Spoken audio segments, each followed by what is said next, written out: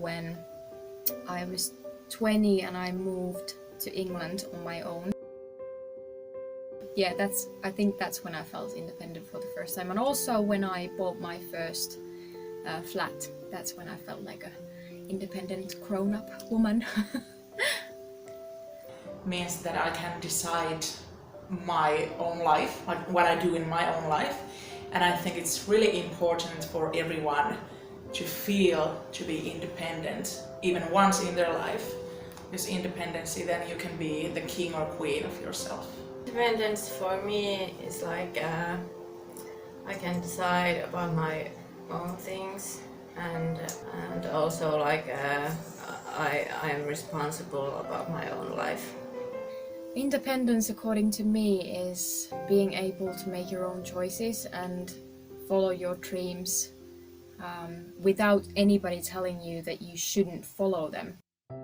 The first time I felt independent was maybe when I was a teenager and I was for the first time going to spend the nights at my boyfriend's place, and I didn't tell it to my father or mother.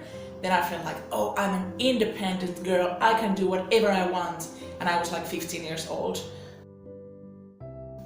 We do have good opportunities in this society, but also sometimes I feel like independent women are feared and even looked down on, because sometimes the same things that an independent woman does are seen as wrong. I was independent when I moved from my childhood home to my own flat, and I just needed to take care of my own things. I don't think there is a right age to get married. I think marriage is something that you should get married if you find the person that you want to get married to. I personally, I'm over 30 and I'm not married and I've never been engaged, and I think it's a good thing because it's only now that I've gotten to know myself well enough to actually be with somebody. I think there is no right or wrong way or right or wrong time to get married, because it's everyone's own decision.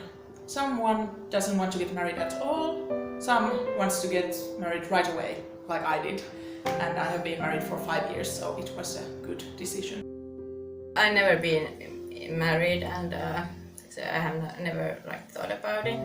So I have no interest to get married with anybody. I think in Finland, people do not expect you to stay home with your babies for years after you've had them. Everybody's allowed to make their own choices when it comes to staying home with your baby or not staying home with your baby. I'm 29 years old, and some people think I should already have a family, but I think maybe in the next 5 years I'll have babies, because now I want to concentrate on my career.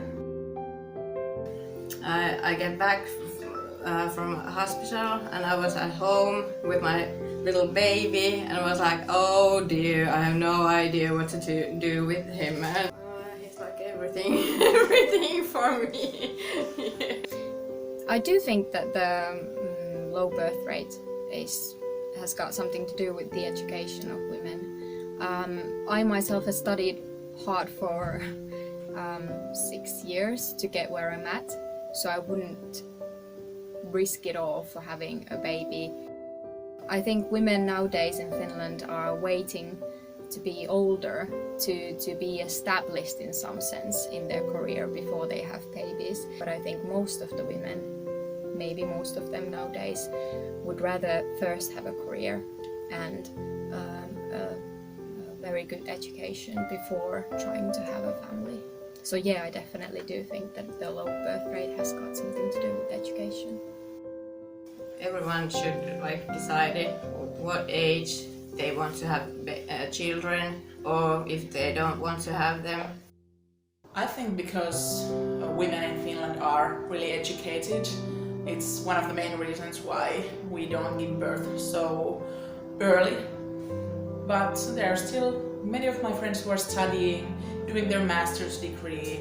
We just we are concentrating on ourselves, on our independency, after we have reached our dreams, then it's time for